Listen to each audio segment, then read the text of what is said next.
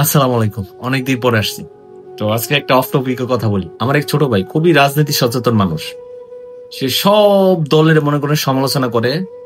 প্রত্যেকটা দল। বিএনপি ভালো না, জামাত ভালো না, এনসিপি ভালো না, জাতীয় পার্টি ভালো না, আওয়ামী লীগ ভালো না। মানে কোন দলই তার কাছে ভালো না। বাংলাদেশের কোন রাজনৈতিক দলই ভালো না।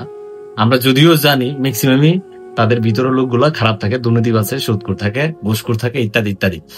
এখন এই ছোট ভাই যখন বয়ান দিতেছে দিতেছে এমন পরিমাণে বয়ান দিচ্ছে যে এই দেশ দিয়ে কিচ্ছু হবে না। রাজনৈতিক দলগুলো জুলাই পর থেকে তারা যেরকম আকাঙ্ক্ষা করছিল 24 সালের জুলাইয়ের ব্যাপারে যে পরিমাণ তাদের প্রত্যাশা ছিল, এক্সপেকটেশন ছিল, তারা ওই পরিমাণ প্রত্যাশা পূরণ করতে পারে না ইত্যাদি ইত্যাদি নানা অভিযোগ দিতেছে। একটু পর ওই দেখলাম সে বাইক নিয়ে উল্টা ইউটার্নে টান দিছে। মানে এদিকে বাইকে যাওয়া যায় না, কিন্তু সে করছে কি রং সাইডে ইউটার্ন দিছে।